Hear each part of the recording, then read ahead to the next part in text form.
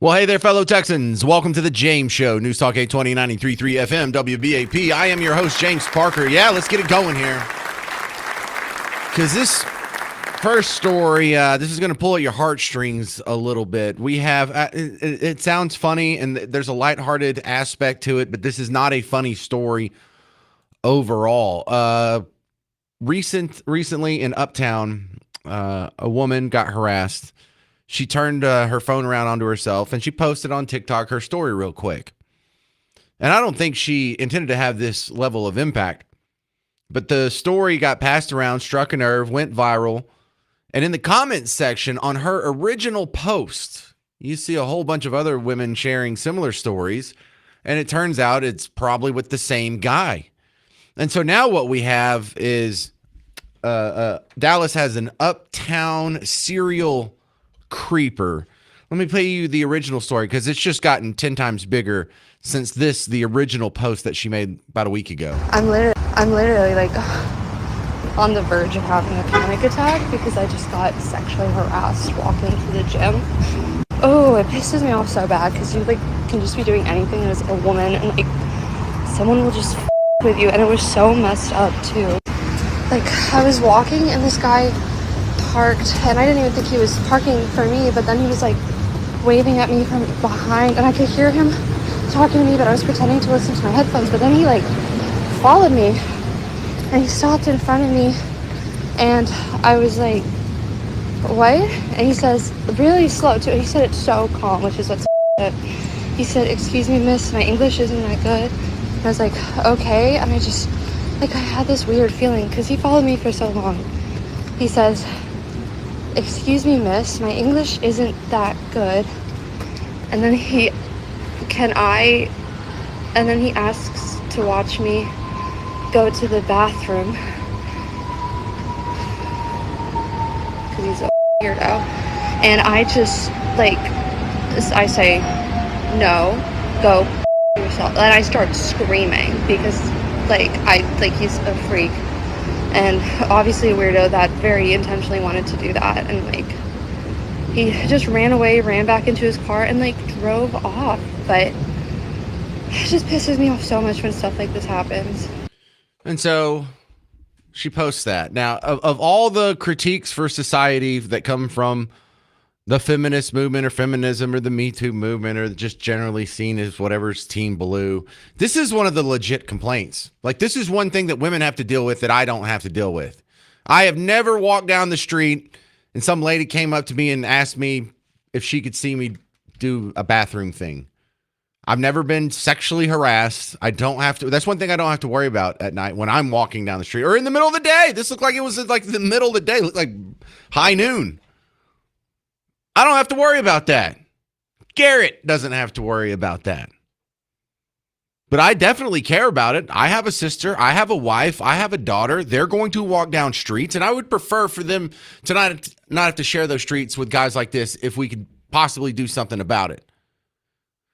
Now, it's tough because there's nothing illegal about asking a strange woman a strange question.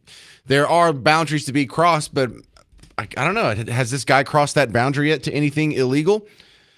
Well, it got so much views. I even saw the Dallas Morning News report on this. I saw the Dallas Express report on this. I saw some of my other influencer friends, the Dallas and Fuego, A-Muse. They were talking about this. So now we get an update. Now that there's a little bit of a couple days have passed, the same lady, her name's Caitlin, gave you an update on the poop stalker. So a few days ago, I made a video after I was harassed by a man while I was walking in Uptown Dallas. And right afterwards, I shared my experience with a description of him and his car. And since then, on that video, I have over 100 comments, and half of those comments are actually women confirming that he has done the same thing to them. Wow. I'll show you a few examples. You can pause to read, but I have gotten over 50 comments from other women saying that super similar stuff has happened with him. And if you look through it, the main areas are going to be Knox Henderson, by the Foxtrot or Berkeley's or Trader Joe's, the Trader Joe's in Greenville, and other parts of Uptown, like the St. Thomas area. That seems to be where he is frequenting. And since I posted that video, I have gotten so many comments from women saying that either in the same day or the days before, the days after it happened to me, it's been happening to them. So it's been weighing really heavy on my heart because this is just the women who have seen my TikTok. And there's even comments from women saying that he did this to them like years ago. So this guy has been around and hasn't been caught. He's just been doing this for God knows how long, God knows to how many women, because these are only comments from women who have seen my video, and it's over 50 of them. We have a pervert. Yeah, so over 50 women are now not as comfortable walking down the street as they were because of this guy. He has ruined the comfort, the safety, the security of 50 women. One guy out there. One guy. And he's been doing this maybe for years. So you got a great description of where this is happening. So ladies, if you're in that area, be aware, maybe avoid it, maybe take a big, dumb Shrek-looking guy like me with you. But also in her update, she gave a better description of the stalker, creeper, uptown guy, whatever. As embarrassing as it is, I will give you a description. He is a Hispanic male, probably in his 20s or 30s. He has a very round, flat face and black hair and like a black scruffy beard. He drives a Scion Cube. This car is confirmed by multiple women in the comments because he will hop out of his car to chase after you. Scion Cube Silver. Partial license plate VFC. It has a Cubs sticker on the back. Okay, so how many people could possibly have a silver Scion Cube with a Cubs sticker? Even in a metropolitan area of 8 million people, we can narrow it down to the neighborhood. Well, I think we may have found him. And I found the girl who posted the video and had a brief chat with her via text earlier today. I'll share the updates on the Uptown Dallas Creeper coming up next on the James Show. Ladies, has this guy harassed you over in that neighborhood, Knox Henderson, Greenville, all the way to McKinney-ish area? Have you been bothered by this guy? Do you have a similar experience? Is there any other creepers we need to know about so we can just go ahead and get the info out there and get something done about this? 800-288-9227. 800-288-9227. I'm James Parker. It's News Talk 820 and 93.3 FM WBAP.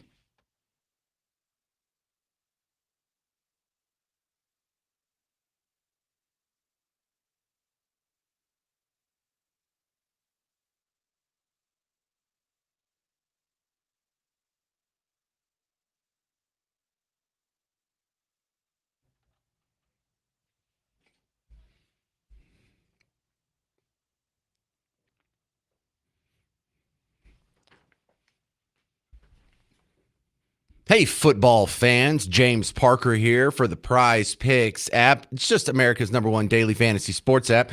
That's all. And now that we have this silly preseason out of the way, we have the real football to look forward to. And look, here's the secret of the pros on Prize Picks. This isn't just you out there rolling the dice. This is a game of skill where you take the inside knowledge that you know about your teams and your favorite players and you turn it into money.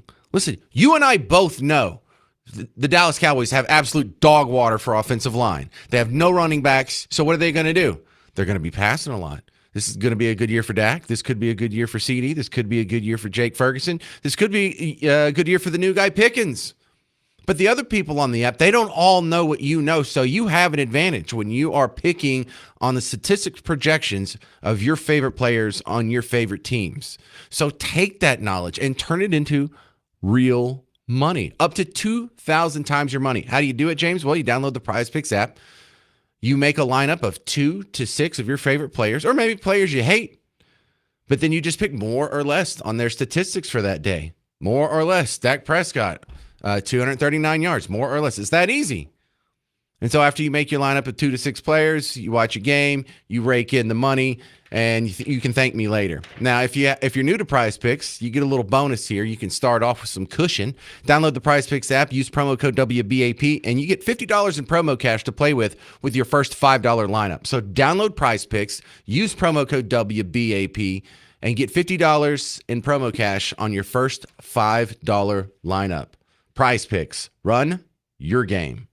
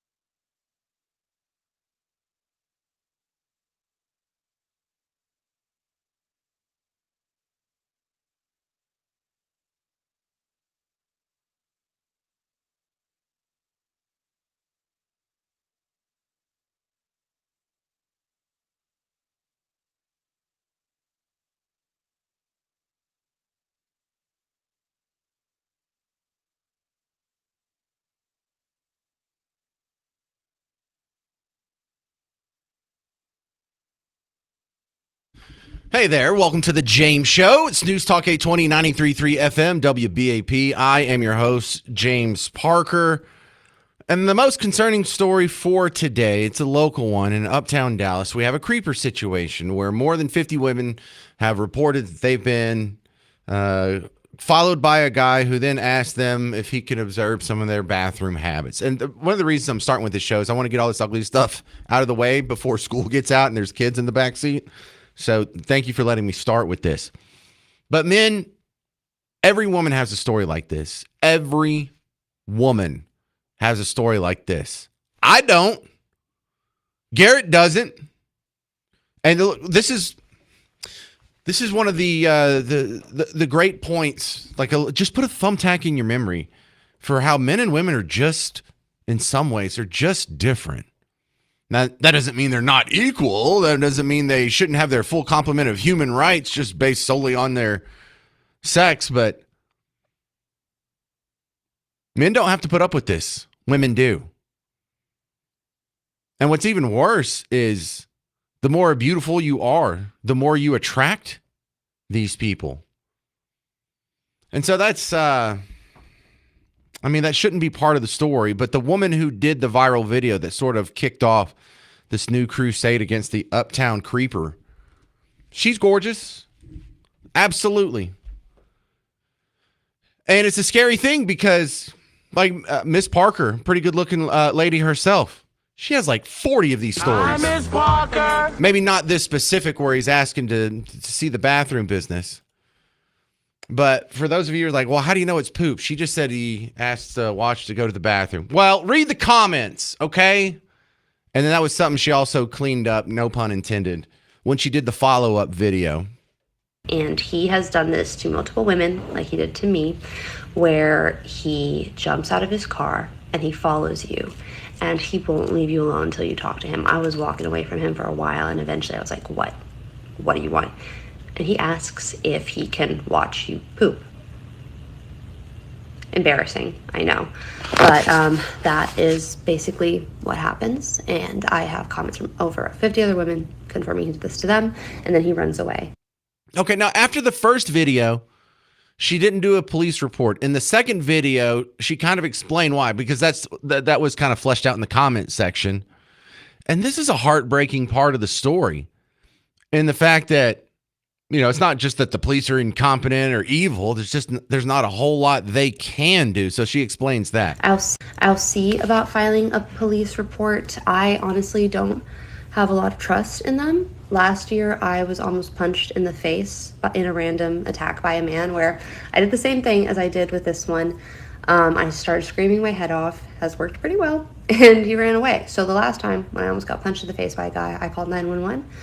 They never sent anyone. So the reason I made a TikTok was just because I didn't know what I could even do in this situation to help myself. But by doing that and it going viral and other women coming forward, it has taught me that I'm not alone.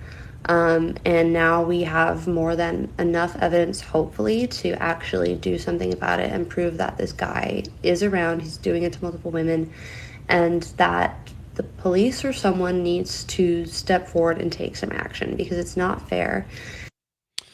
But you and I both know that it never stops at the creepy questions. It never stops at the following women around. These guys that are driven by some sort of weird sexual compulsion, they start by peeking in windows and then they break in and then they may touch. And it always ends up with bodies under the basement, digging up under the floorboards, all these skeletons.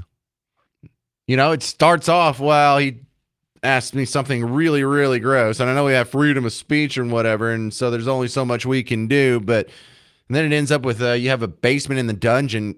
Your wife, puts the lotion on its skin or else it gets the hose again.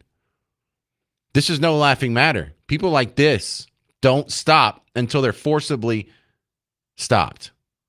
They don't follow this compulsion and then it gets old and they start playing Fortnite. It just keeps escalating and escalating and escalating until some woman really gets hurt, until it's more than just words. And I don't have any quick answers for this because I guess legally speaking, there really is a limit to what people can do. Do you have an answer? What do we do about creeper guys like this? So I went and I found the lady who was brave enough to share her story on TikTok to kick all this off. And I want to share a couple things that we had in our exchange. Now, number one, she has contacted the police. That's the first thing you should know is this has escalated. Number two, you'll be happy to hear that they have fully identified him. She says she has fully identified him. Now, the police say they can't do anything now because even though it's creepy as hell, it's still technically not a crime. And so now they're trying to work out some of the victims. So now if we find a victim that's like 16 years old, can we say that's, a crime now because it involved a minor? And so they're working on some stuff. But as of right now, the police say don't share his name out. I don't know it. She didn't tell me. But they said not shared out. I think they're working on what can they do. Is there something they can do? I also I made the assumption that he was an immigrant. I didn't distinguish legal or illegal because she described him as a Hispanic guy. And he also said, I'm sorry, my English isn't so well, but can I? Yeah. She says he's a massive Trump and Elon supporter, actually. No, I don't care who he supports. He needs to go away. He needs to go to jail or get the hell out of here or be put in some sort of rehabilitation program. But he's a weirdo. And we have weirdos. How do we deal with them? How do you stop a guy like this who really hasn't done anything illegal yet? 800-288-9227. 800-288-9227. I have some ideas coming up next on The James Show. News Talk 820, 93.3 FM, WBAP.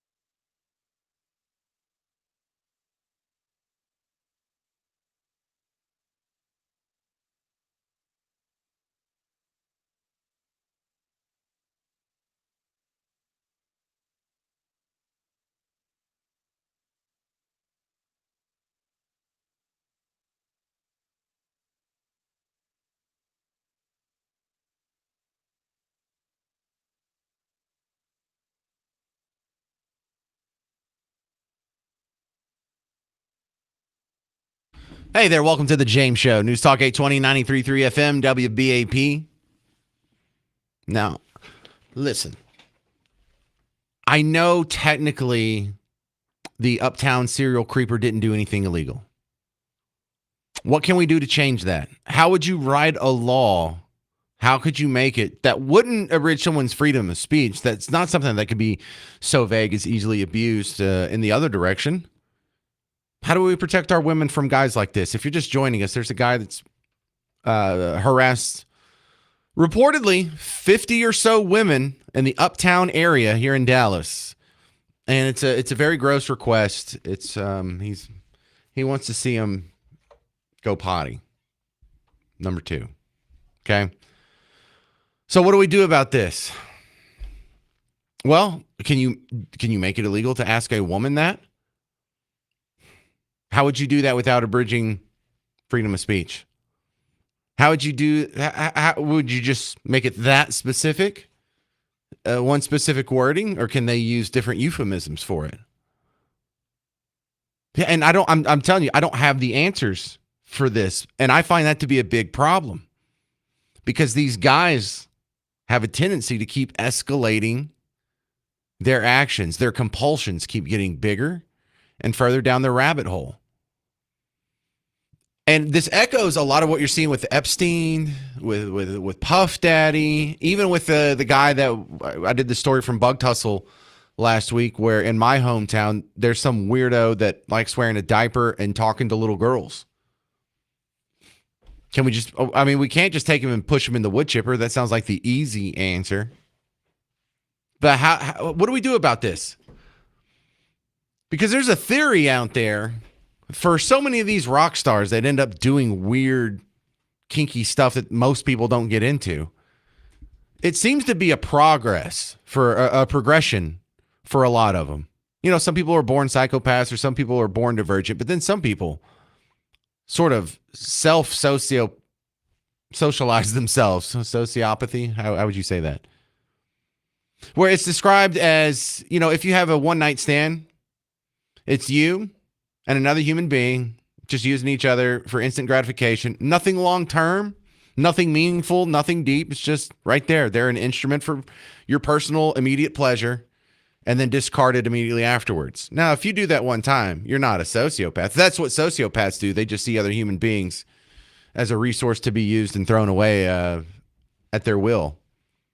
But if you do that over and over, if you do that 10, 20, 100 times, you can make yourself into a sociopath. And then what happens?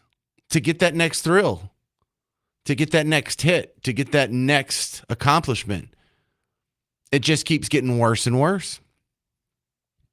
So then you've got to introduce other things. Okay, so I did a beautiful woman. Okay, how about the most beautiful woman possible? Okay, fine. What about two at the same time? What if we introduce dudes? What if it's a whole orgy? What if we start doing baby oils and hookers and drugs and it gets out of hand? And so this guy is sort of the poor man's version of that. We see that with the elites. We see that with Ghislaine Maxwell. I spent too much time filling my brain with that nasty stuff over the weekend, where she talks about when she first hooked up with Jeffrey Epstein in the early 90s. They were just some wild swinging kids. And yeah, sometimes, you know, she liked girls and guys and he liked girls and they'd like girls together. And then she observed that the girls just kept getting younger and she got uncomfortable with it. And I mean, sure, she's saying that now. But that seemed to be a downward spiral as well, where he wasn't the nasty sexual predator that we all know and love now. When she first met him back in 91, I think it was, she said.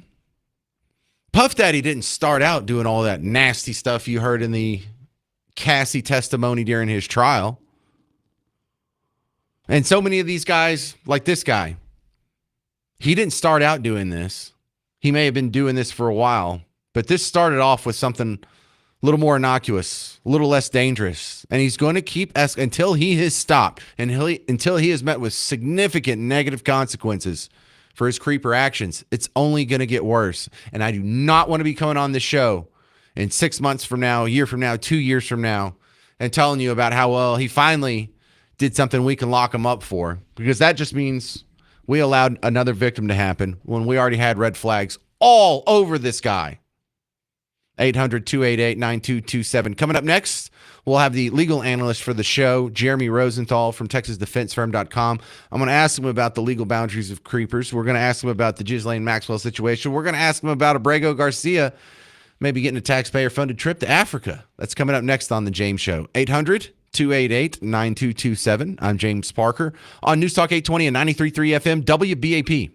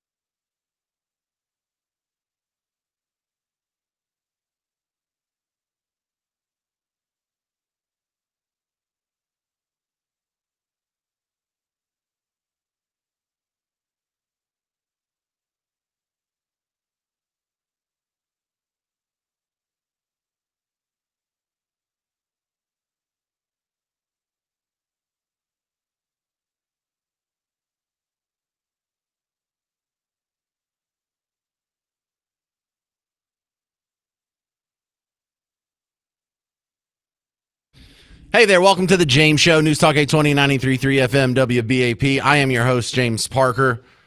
My next guest, he is the legal analyst for the James Show from TexasDefenseFirm.com. It's our buddy, Jeremy Rosenthal, back on. Welcome back, Jeremy. Well, not too good. We had the issue here. I don't know if you saw this story. We were talking about it before you came on. There's a serial creeper in Uptown Dallas who follows women, approaches them, asks them inappropriate questions, and they scream and run off, and he jumps in his Toyota and drives away. And the cops say there's not really a whole lot they can do about that. What's your thoughts as a lawyer, Jeremy?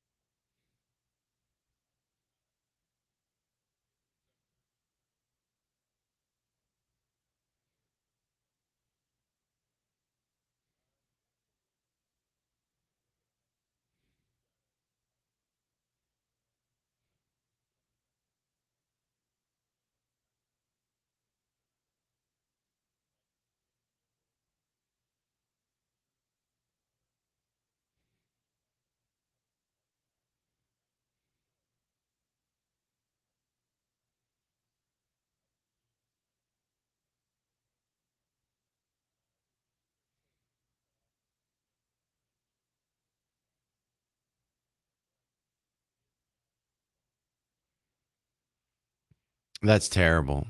All right, so let's just move on to the next creeper story. This Ghislaine Maxwell audio that's leaked out. I'm sure you hadn't had a chance to listen to it all, but is this odd for us to get a police interview of a prisoner like this?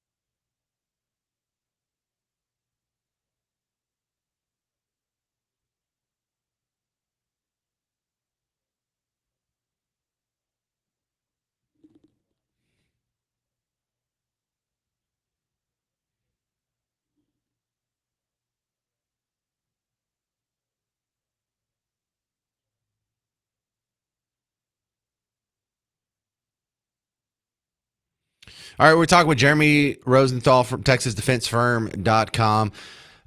We continue with the interesting case of Abrego Garcia. He got let out of jail for some reason, immediately have cuffs back on him. I was under the impression he was about to get shipped off to Uganda. And then right before the James show started, another judge put a stop to that. What is going on here? This seems way out of character for the legal system. Is that just a layman's ignorance?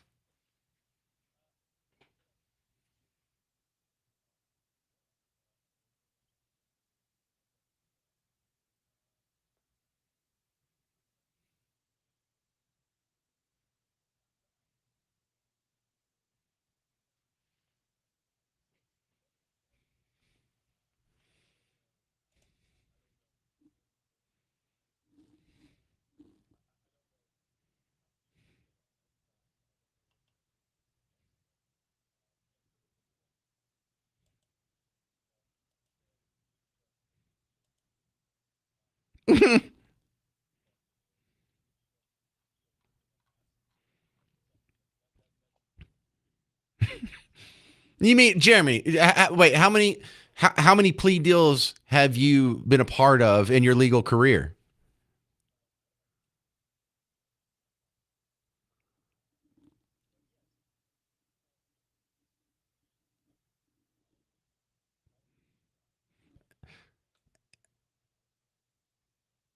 And how many of them included Uganda?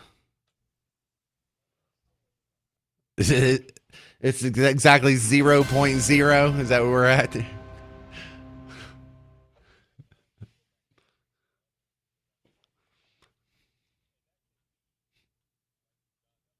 Ah! Hey, see, people from Oklahoma are listening right now. All right, Jeremy Rosenthal, thank you very much for your insight. How do they find you online? Yeah, I knew that. I just wanted to make you say it. Thank you very much, sir. Appreciate your legal expertise there. Keep an eye on this Obrego Garcia thing because, I mean, I don't even know where Uganda came from. Did they just spin the globe and chuck a dart and be like, that's where you're going, buddy?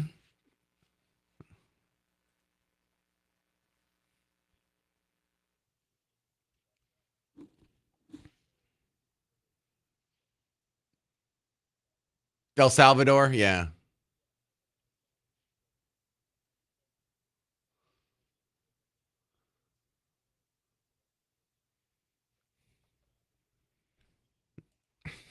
That's so, that just feels random. It feels like Donald Trump watched Lion King last night and he's like, we'll send him to Uganda. You know, if we can't do El Salvador or Mexico or something like that, let's send him over there. We'll just pay him a huge amount of money. Uganda will be like, sure, whatever, we'll take him. I don't know. Just it's too random.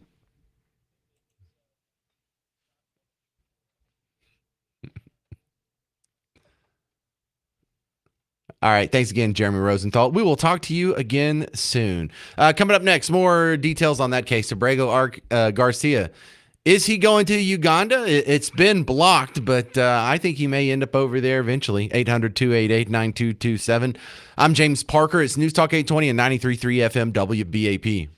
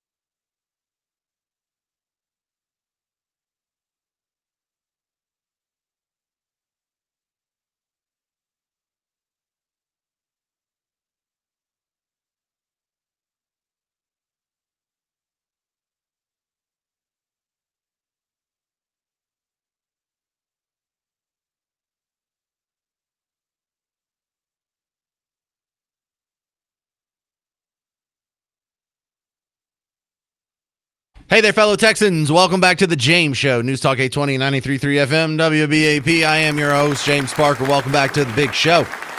Well, we are just getting so much content out of this one guy, Kilmar Abrego Garcia.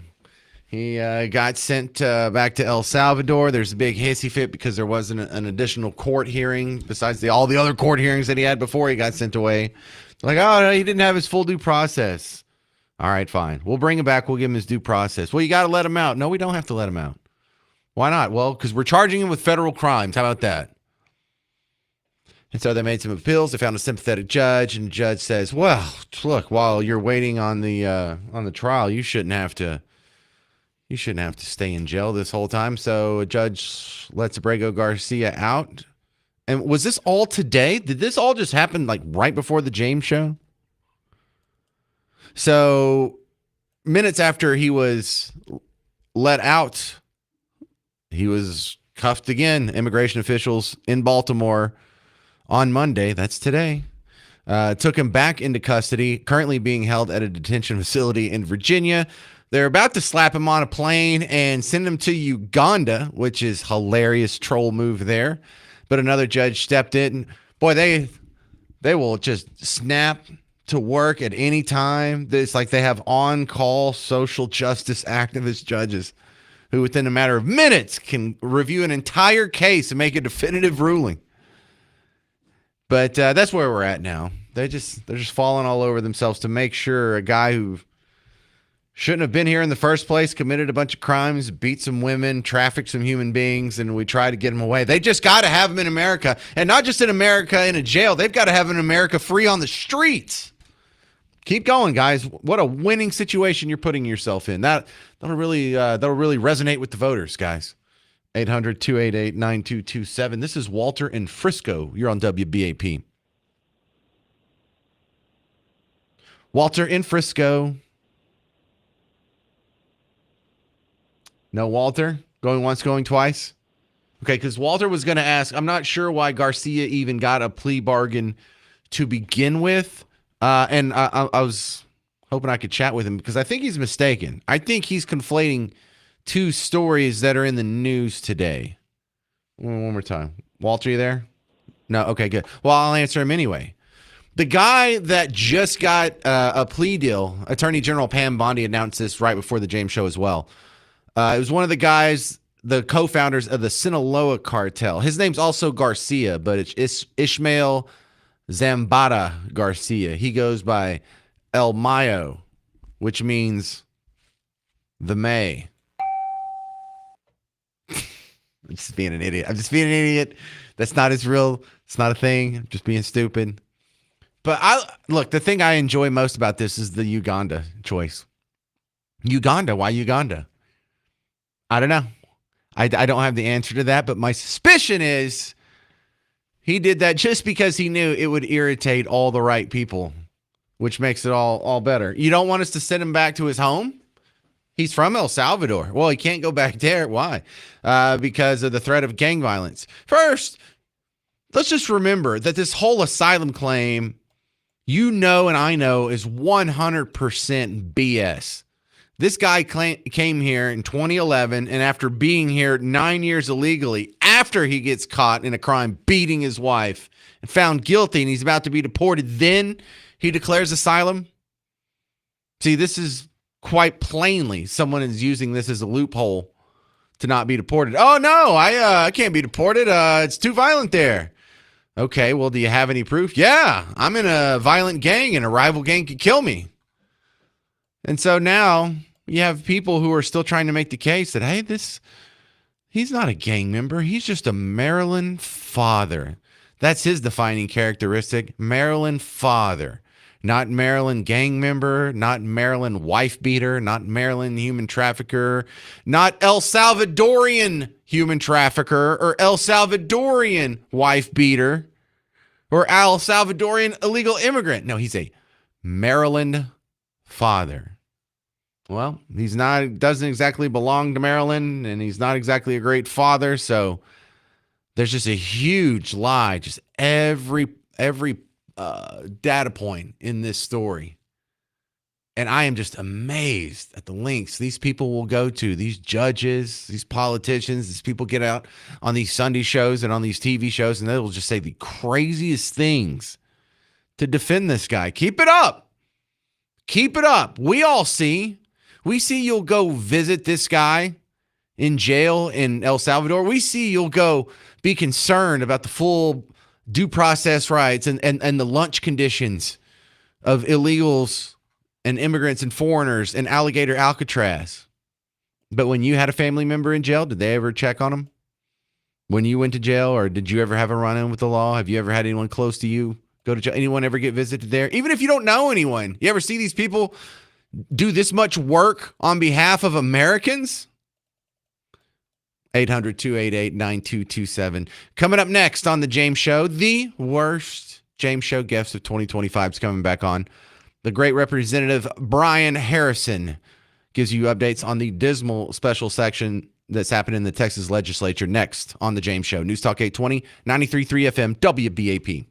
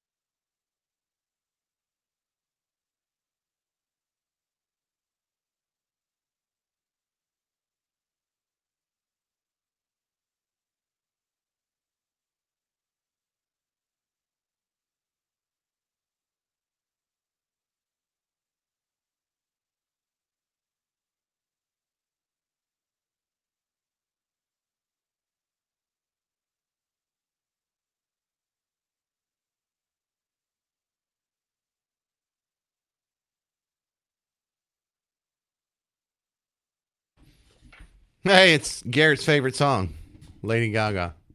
Other Garrett. I'm James Parker. It's News Talk 820, 93.3 FM WBAP. Joining me now is the worst guest of 2025, State Rep Brian Harrison. Oh my goodness, I hit the wrong button. I almost did something nice for you, Brian.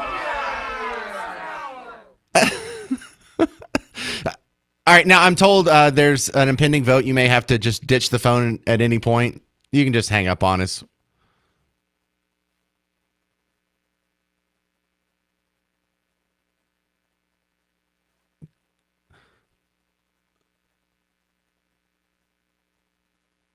What?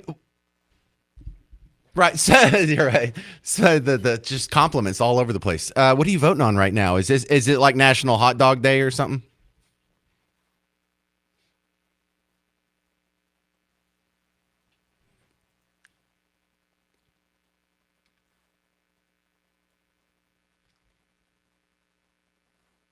Yep.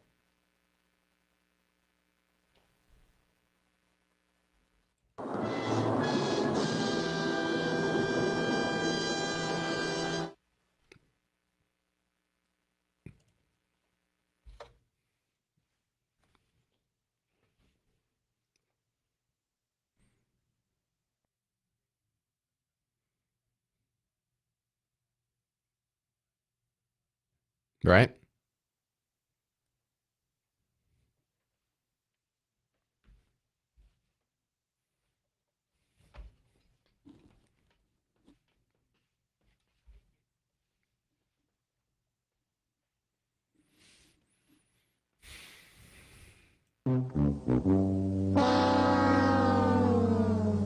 Wow. Is there any good news here? Anything positive that could come from the special session?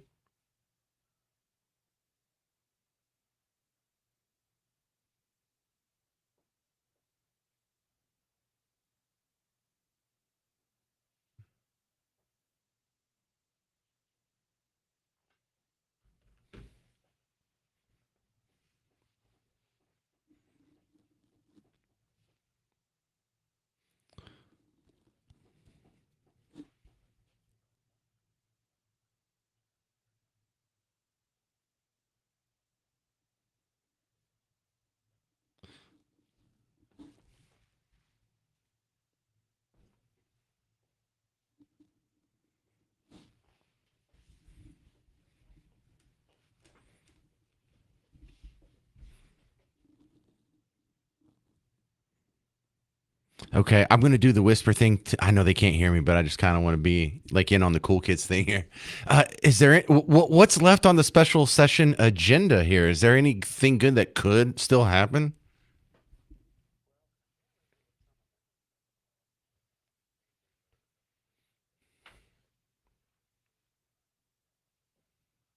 Okay.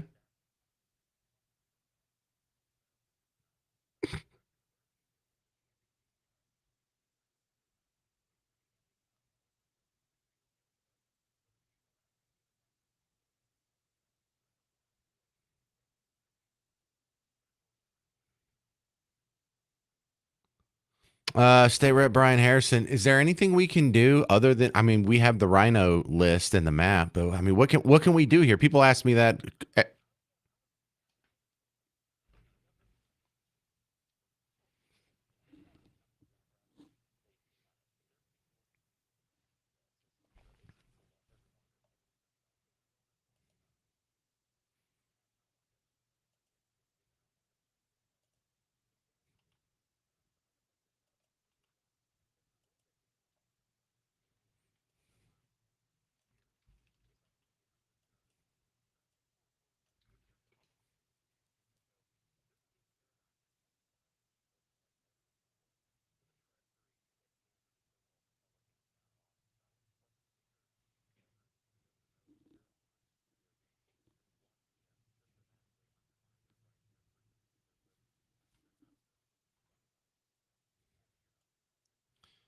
All right, we're talking with State Representative Brian Harrison out of the Midlothian district, that whole area. And when you see the conclusive vote where they don't even want to punish these guys, that makes me even more sure that there had to be some level of coordination. Because that, I mean, what a huge risk these guys were taking, just hoping they wouldn't get punished.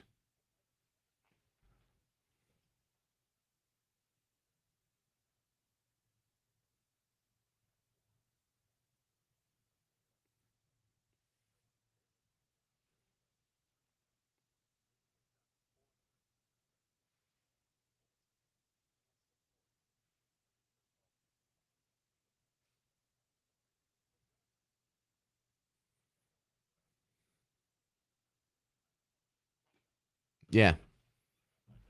No, you know what? Let me go ahead and let you go. I appreciate you dipping in while you're on the floor of the Texas State House. Appreciate the good hard work, and it just must suck being the Washington Generals of Texas politics.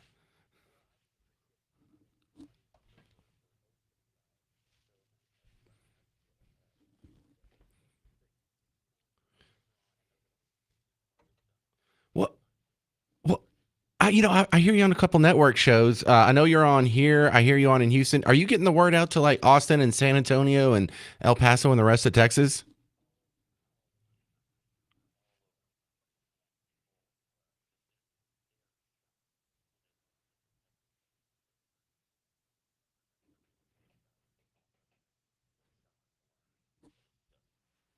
All right.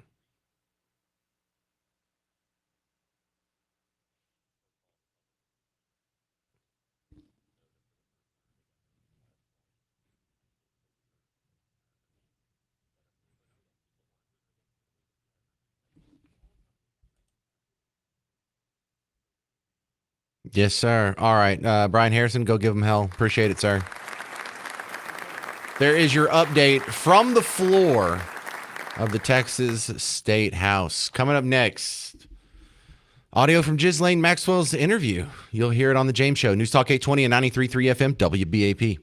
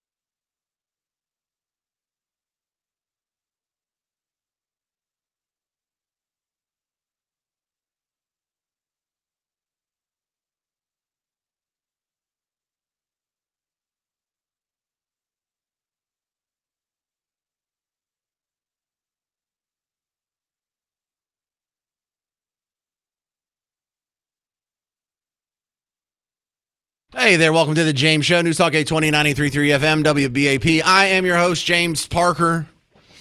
And the biggest scandal that's still hanging over everyone's head in D.C., or most people's head, it's this whole thing that's going on with the Epstein tapes.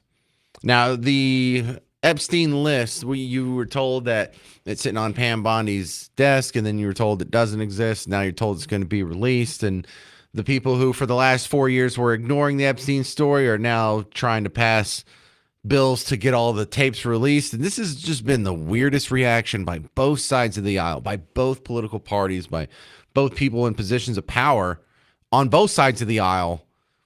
And you and I are just sitting here. We're suspicious of the whole thing, rightfully so.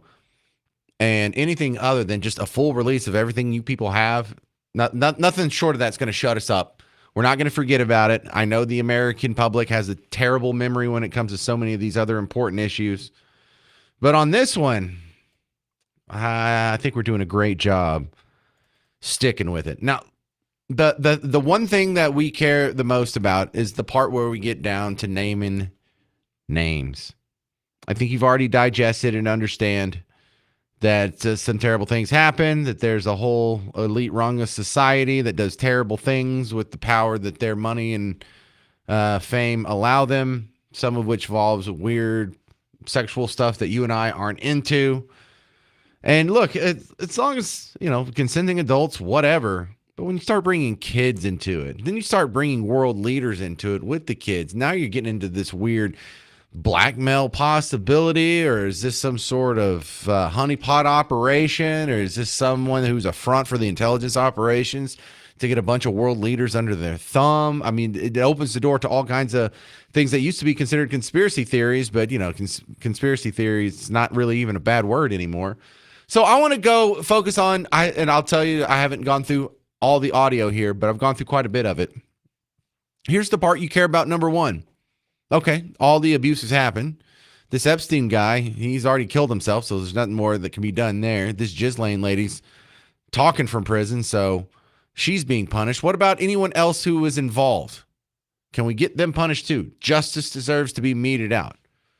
So in the interviews that were had in Tallahassee by the Trump Justice Department, this is the names part.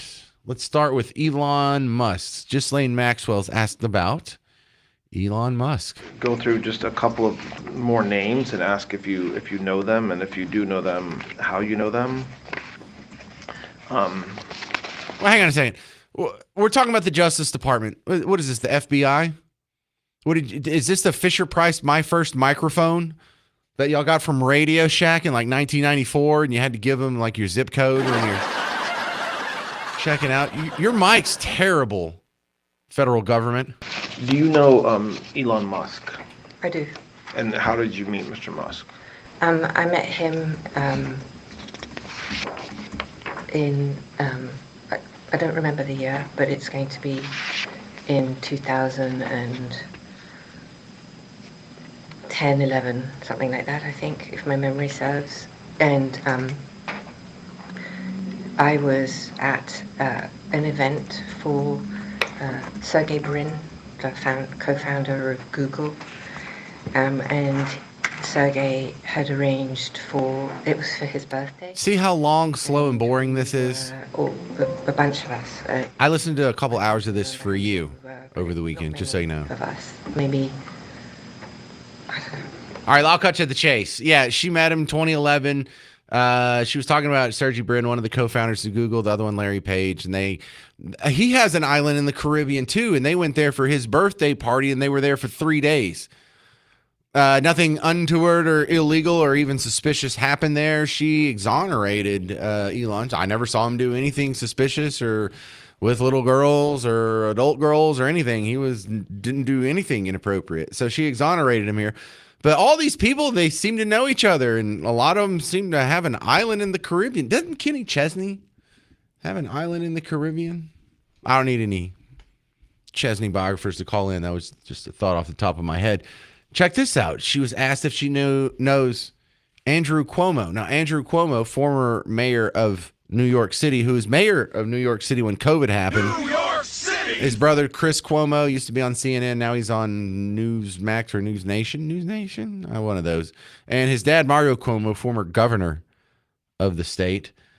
So yeah, does she know him? Mentioned, I think yesterday in passing, well, not in passing, but as part of another answer, Andrew Cuomo. Yes. Did you know Mr. Cuomo? Well, only because he was married to Carrie. Yes. Okay. And I think I knew his brother as well. What's it? He has a brother, right? He's on TV. What's his name? Chris. Right, We'll think of Christopher. it. Oh, they heard me. You Yeah. mean the former TV anchor, or Yes, the TV anchor, yes. Chris Cuomo? Okay. So, but I would say just socially, I'm not close friends or anything, but because I was friends with Carrie and I met him a few times, and I've certainly met his brother. Oh my God, again, long, slow, and boring. I'll cut to the chase. No, they weren't implicated in anything dirty. The next one, Ted Kennedy. Do you know whether, well, do you know former Senator Ted Kennedy? Yes. And is that through your own life or through Mr. Epstein? My life. Do you know whether Mr. Epstein knew Senator Kennedy? I don't believe so. And so for the folks we just talked about, so former Secretary of State John Kerry, Ted Kennedy, you don't know whether Mr. Epstein knew him, so I take that to mean you have no recollection of them flying on his planes or visiting him. Okay. Now she gets asked by all for all these people, did you see them do anything inappropriate? And so far the answer for all of these guys is no. Ted Kennedy, John Kerry, Andrew Cuomo, Elon Musk. Now, what about Bobby Kennedy? We call him RFK. She calls him Bobby Kennedy. I guess they're on first name, nickname basis. Man, all these people know each other. All of these people, both sides of the aisle, they all just run in the same circles. Yes, it's a big club, and you ain't in it. Of there being anything inappropriate with Mr. Kennedy and masseuses or young women on the trip you just talked about? I never saw anything inappropriate with Mr. Kennedy. And do you know whether he ever got a massage from one of the masseuses? Do you know either way? I do not. But not something you remember? I mean, absolutely not. I mean, yesterday, if I didn't make it clear, I will reiterate it. I never, ever saw any man doing something inappropriate with a woman of any age. Ah, dang it. Dang it. That ruins everything. She never saw anything inappropriate. Really? You never saw any of these guys do anything inappropriate. Okay. But you were part of some inappropriate stuff. You admitted to doing inappropriate things with underage girls. You admitted to Jeffrey being a part of that. And now you're speaking in language. It sounds like you're doing these interviews just to exonerate yourself. And if she is, then she's quite possibly lying about all these guys, because to admit that she saw these guys doing something illegal, which would make her an accomplice. So I find this troubling. If she's not willing to admit it, then what's the point of interviewing her? Are we just going to be exonerating, we think, a bunch of guilty people by believing this woman? 800-288-9227. We continue with Ghislaine Maxwell audio next on The James Show. It's News Talk 820, 93.3 FM, WBAP.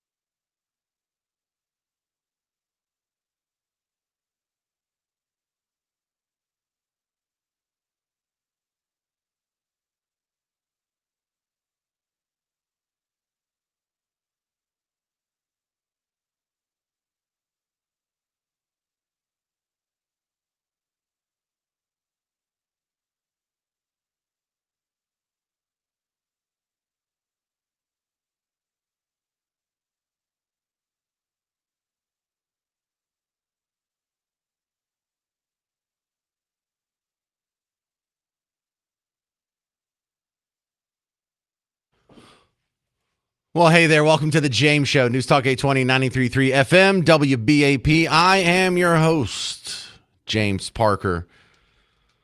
I am not enjoying the process of going through the Ghislaine Maxwell audio from the Epstein files here. And I'm quite disappointed in some of my media counterparts. For some of these big stories, over the weekend, I can just cruise, hang out with some of my 4 kiddos, maybe throw the football, watch a little TV, mow a little grass. And when I get back on Monday, some other enterprising fellow has done a lot of the heavy lifting. Is like, look, here's the 10 most important parts, and look at these audio clips from the Ghislaine interview. I'm not seeing a whole lot of that. So I'm digging it out for you on your behalf. Problem is I've got to go through all this audio, and I hate hearing these stories. I believe stuff like this just damages you. It's like smoking a cigarette, you know, like your lungs are just caked, and it'll take a long time for those stains to come out. But if no one else is going to do it for me, I'll do a little bit of the heavy lifting. But are you noticing what I noticed thus far through the audio? She knows all these people. Ghislaine Maxwell, someone you didn't even know existed until after Jeffrey Epstein got arrested this last time. You didn't hear of her until 6 years ago. All throughout the 90s and the 2000s and the teens, she's been hobnobbing, rubbing elbows with the most powerful people on planet Earth, including America. She knows Elon Musk. She knows Andrew Cuomo and his brother Chris. She knew Ted Kennedy before he died back in 2009. She knew Ted Kennedy. She knows Bobby Kennedy, RFK Jr. And I'm not saying like she's met him since he's, come to prominence under the Trump administration. No, she's known him from back in the day. She's known him for decades. A lot of run-ins with Bill Clinton here. And actually, they ended up spending quite a bit of time on Bill Clinton. Let's cover a couple of these spots here. Number one, here's where, have you ever met Bill Clinton? And I mean, of course, that's going to be a yes. Okay, so you went on a trip to where? Latin America. And so Miss Mills was on that trip. She was. And President Clinton was on that trip. He was. Who else was on that trip? Doug Band. Okay, Doug Band. The other person he had mentioned, Mills, was on that trip. Cheryl Mills. She was his White House counsel when Bill Clinton was president in the 90s. So this is after he was president, and he has his crew going to Latin America for something we assume is charity related. And then there was a lot of questions from the Justice Department to Ghislaine Maxwell about this whole charity situation and Bill Clinton in general. When's the last time that you went on a trip or saw President Clinton? It was in, it was late 2000 and,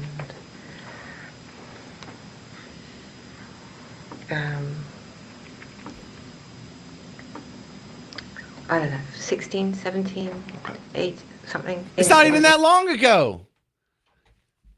Imagine what a storied life this woman has led when she gets to go on a trip with a former president. She barely even remembers. I don't know what year it was, 2016, 2017. You and I would know. That was something, that was an interview with Jack Nicholson where the thing he hates about being famous is whenever you meet someone new, whatever he says, they'll remember for the rest of their life. Whatever they say, he'll remember it for about the next 20 minutes. And then she doesn't care. I don't know. I was on so many private jets with so many former presidents so many times. Who knows what the last one is? She was answering that like you asked me, when's the last time you've been to Arby's? I don't know. 22, just trying to, I don't know. It's so insignificant to her that she's hanging out and taking these trips. Latin America with Bill Clinton and I don't know, the White House counsel and then the White House chief of staff. What was his name? Doug or something. I don't know. Like, damn, lady, how many important people you hang out with? A lot. George Carlin taught you it's a big club. We're just not in it. But there's a reason. There's a reason for this. There's a reason education sucks, and it's the same reason that it will never, ever, ever be fixed. It's never going to get any better. Don't look for it. Be happy with what you got. Because the owners of this country don't want that. I'm talking about the real owners now. The real owners, the big wealthy business interests that control things and make all the important decisions. Forget the politicians. The politicians are put there to give you the idea that you have freedom of choice. You don't. You have no choice. You have owners. They own you. They own everything. They own all the important land. They own and control the corporations. They've long since bought and paid for the Senate, the Congress, the state houses, the city halls. They got the judges in their back pockets. And they own all the big media companies, so they control just about all of the news and information you get to hear. They got you by the balls. They spend billions of dollars every year lobbying to get what they want. Well, we know what they want. They want more for themselves and less for everybody else. But I'll tell you what they don't want. They don't want a population of citizens capable of critical thinking. They don't want well-informed, well-educated people capable of critical thinking. They're not interested in that. That doesn't help them. That's against their interest. That's right. It's a big club, and you ain't in it. You and I are not in the big club. By the way, it's the same big club they used to beat you over the head with all day long when they tell you what to believe. All day long, beating you over the head in their media, telling you what to believe, what to think, and what to buy. Yeah, apparently it's a big club. You're not in it. I don't feel bad. I'm not in it either. Coming up next, the Dallas police department said they're going to allow their officers to, if they want to, wear cowboy hats. I mean, I'm kind of for this, kind of against it. I'll explain the nuance next, coming up on The James Show. 800-288-9227. It's News Talk 820 and 93.3 FM, WBAP.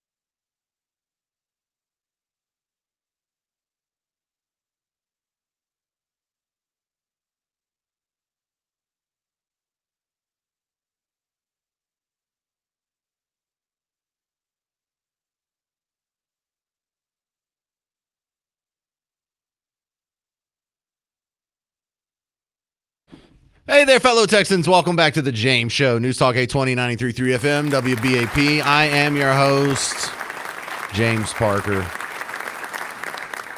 Well, we have a pretty cool story here in Dallas where the Dallas Police Department announced that they're going to let their cops wear cowboy hats if they want to. If they want to.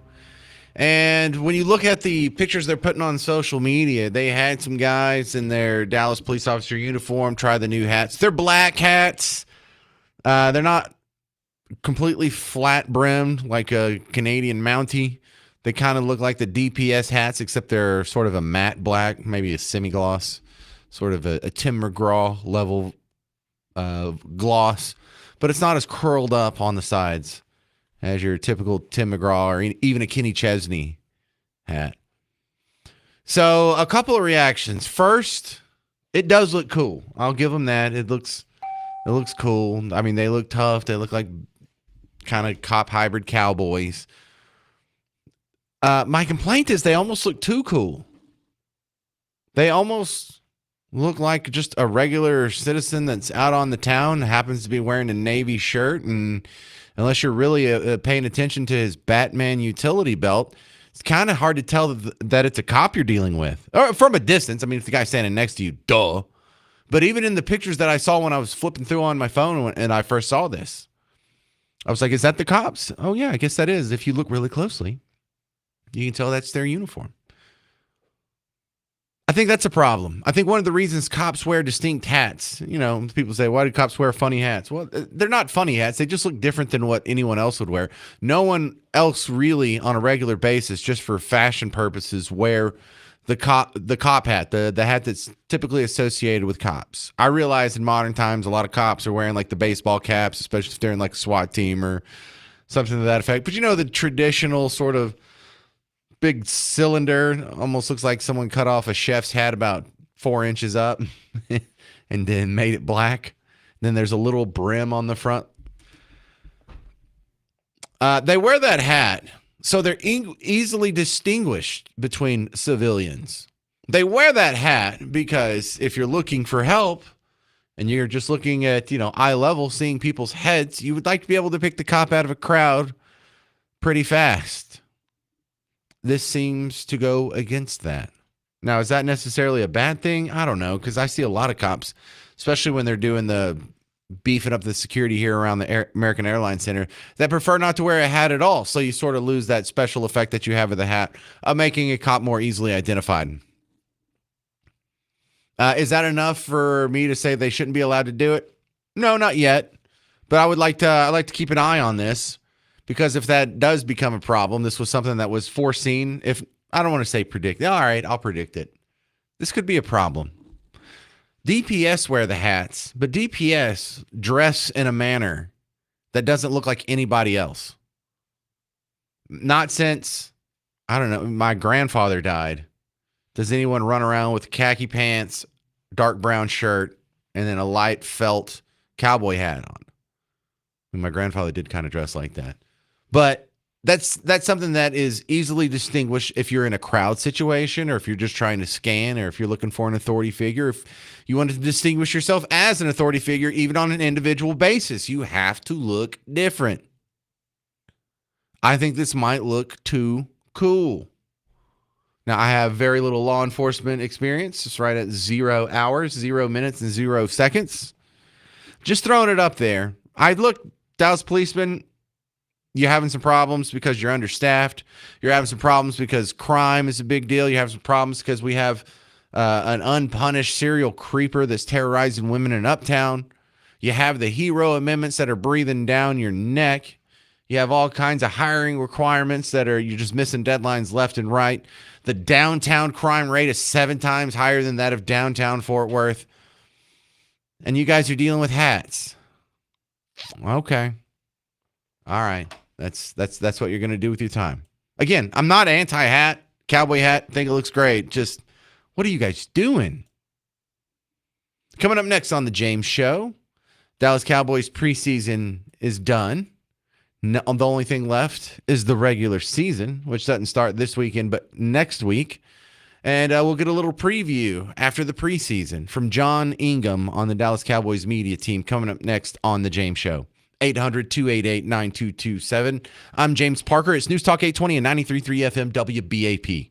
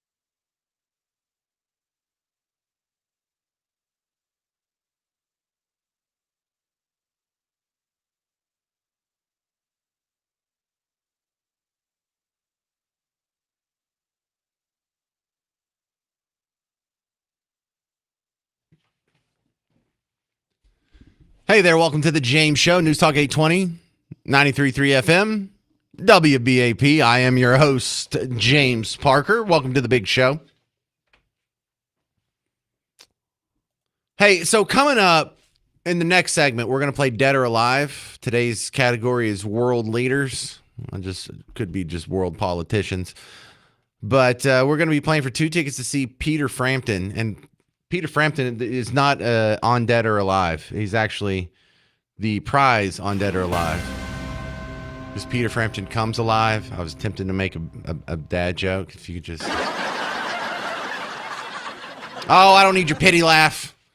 All right, so stick around. More great James Show coming up. But right now, we need to talk about the Dallas Cowboys because preseason's over. And now all we got left is the big boy games. And I haven't been paying a whole lot of attention to preseason. I'm a big Cowboy fan. I just don't watch preseason. It's like kissing your sister. It doesn't count. So, John, as someone who is quite concerned with the well-being of my favorite football team, how are they looking through preseason?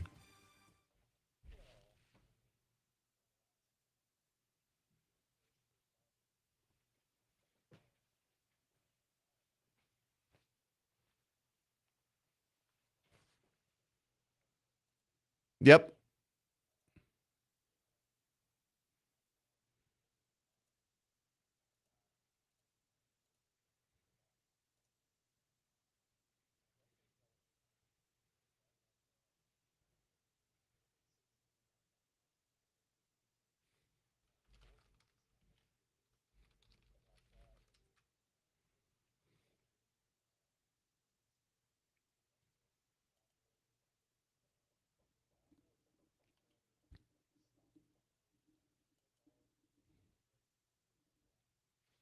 Who is running the football? Right?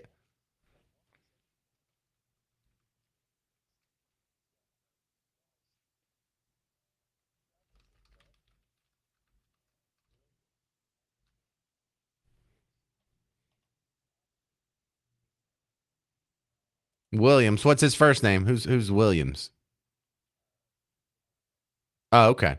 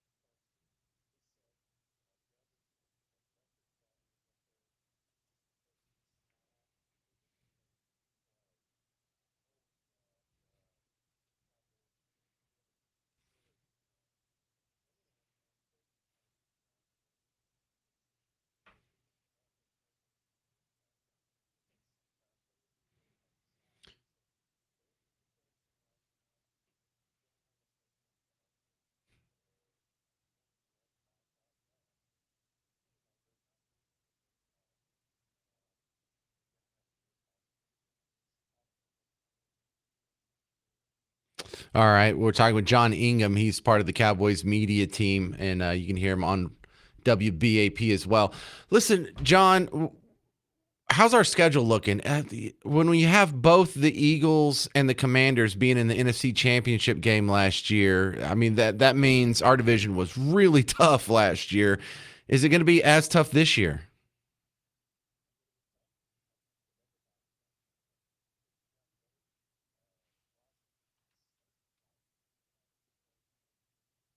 Damn it.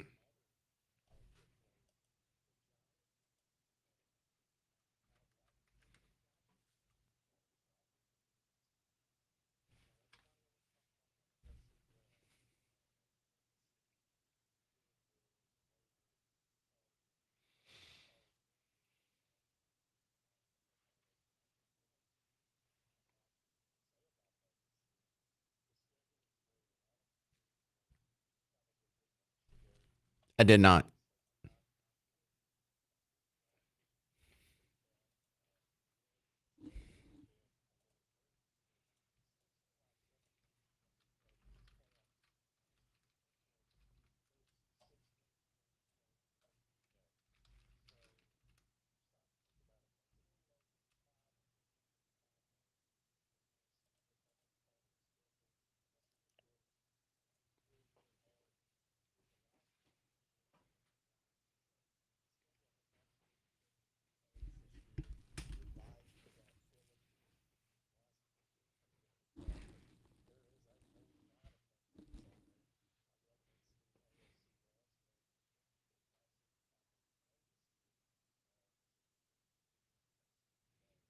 Great.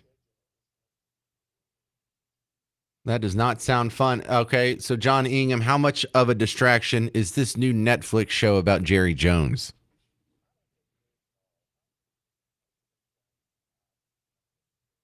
Right?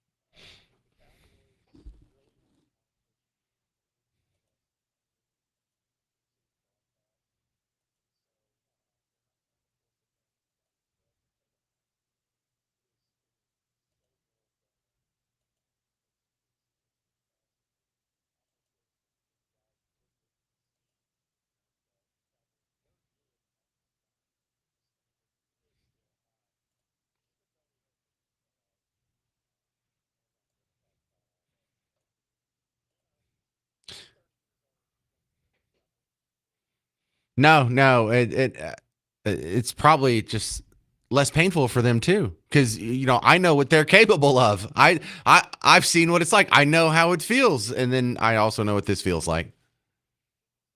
No, no, this is terrible.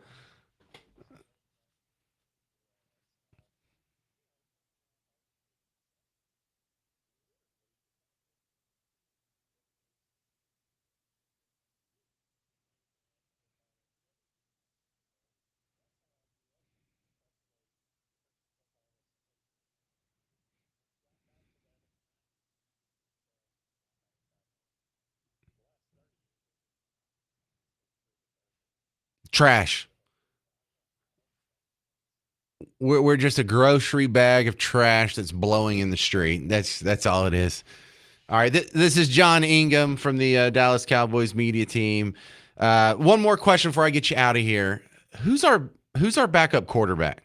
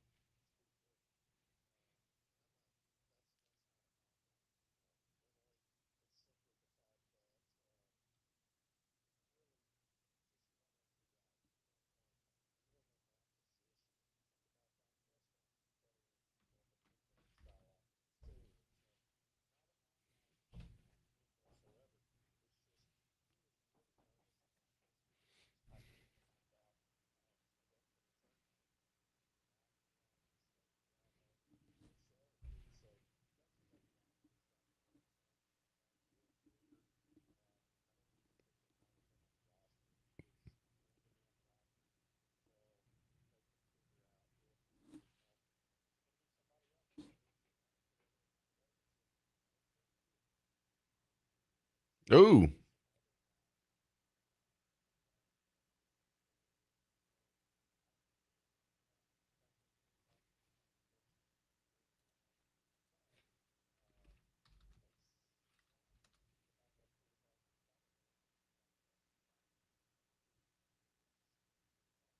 Wait, did Quinn Ewers get cut? Oh, how cool would that be if we got to pick him up? He's the Texas boy, and I don't mean he just went to college there. He's from San Antonio.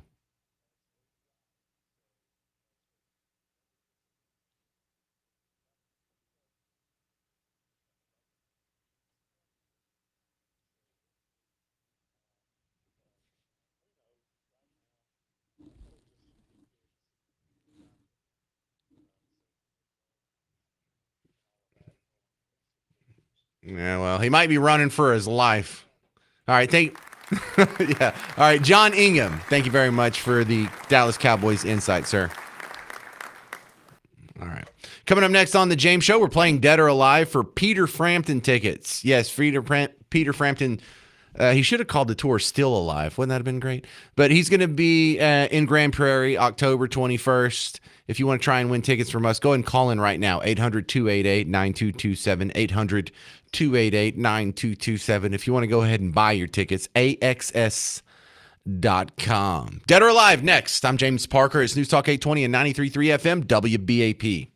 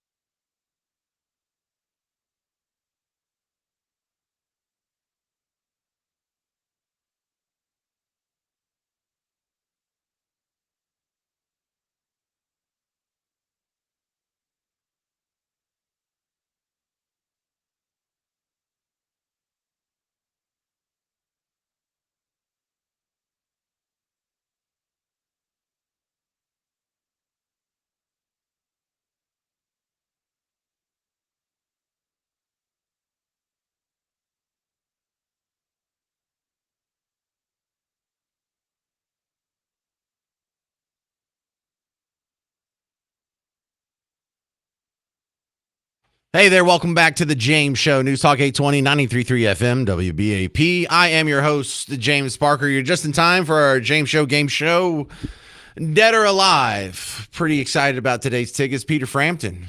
No, he's not part of Dead or Alive. He's actually alive, doing well, touring. And from what I've seen in from recent YouTube videos, he's still shredding his little head off. So he's going to come to Grand Prairie pretty soon. You want to win some tickets? Too late. Phones are already full. You can play along in your car, though. It's time for Dead or Alive.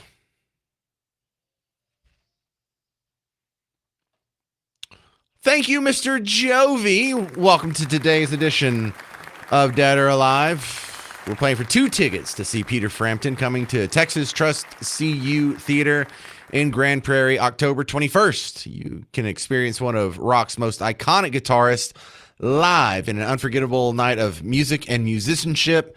Tickets on sale now at axs.com, AXS.com. Presented by AEG. Today's edition of Dead or Alive, the category is World Leaders. And our first contestant is going to be Barbara. Hello, Barbara in Dallas. Are you ready for Dead or Alive? I guess. You do not sound very confident in your knowledge of world leaders. World leaders. All right, let's do it. All right. Well, let's start off with one. You've probably heard of this guy, Tony Blair. He ran the UK from 97 to 2007. Is he dead or alive? Alive. See, there's confidence. You're doing great. Number 2. Vicente Fox, he's the former president of Mexico. In fact, he was president of Mexico during Trump's first term when he's like, you tell him we're not going to pay for the bleeping wall. Is he dead or alive? Alive. He's alive, 83 years old. Justin Trudeau is currently running Canada. His dad was also a prime minister in Canada. Pierre Trudeau, is he dead or alive? Alive. Pierre Trudeau died in 2000, Barbara. Oh, my God. Okay. I didn't know that one either. I had to look it up myself. Thank you very much for playing, Barbara. Let's go to Brent in Lake Weatherford. You ready for Dead or Alive? Absolutely. All right. Fidel Castro was the bastard that turned Cuba into a communist state. When he passed away, his brother Raul took over. Is Raul Castro dead or alive? He's alive. He is alive. 94 years old. The former mayor of Toronto, Rob Ford. We know him because he smoked a bunch of crack on video and danced around, and it was hilarious. Is he dead or alive? Good grief. I haven't even heard of that guy. Well, he smoked crack 15 years that's ago. what I'm thinking. Well, I'm going to say he's dead. Yeah, that's a pretty good guess. He was the Chris Farley of Canadian politics. Marion Barry, speaking of smoking crack, Marion Barry, the former mayor of D.C. and then got back on the city council after he got caught with a prostitute smoking crack on video. Is he dead or alive? Well, I hate to be bad about anybody, but I hope he's dead. Yep. Good call. He died in 2022. Manuel Noriega, the guy who used to run Panama, is he dead or alive? He's dead. Yep, he's dead. Jacques Chirac, he was the president of France from 95 to 2007. Is he dead or alive? You've heard of that guy. He was the guy in France that didn't go with us into Iraq, and so we changed it to Freedom Toast and Freedom Fries. We were making fun of that guy. Dead. Good call. All right, doing good here, Brent. You only got 2 more left for the Peter Frampton tickets. Number 9.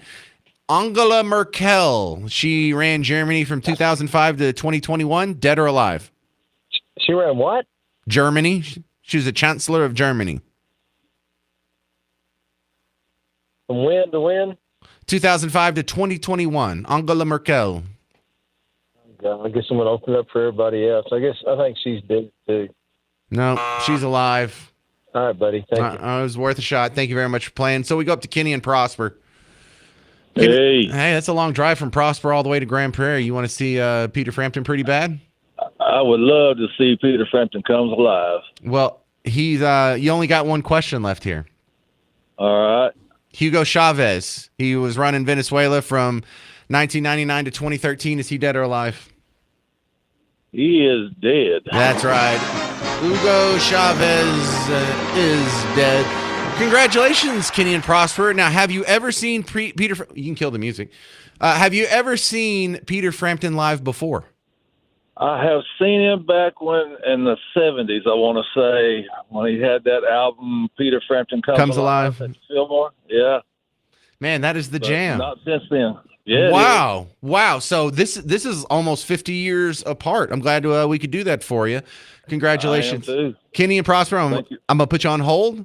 One of the Garretts in there is going to get your information, and we'll email the tickets. And thank you, everyone, for playing today's edition of Dead or Alive.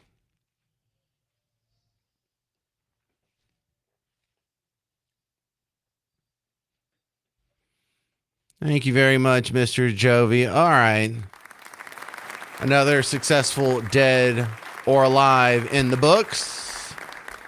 Coming up next, some hack judge has ordered Alligator Alcatraz to wind down operations within 60 days. We're going to mock him relentlessly on the James Show. News Talk 820 and 93.3 FM WBAP.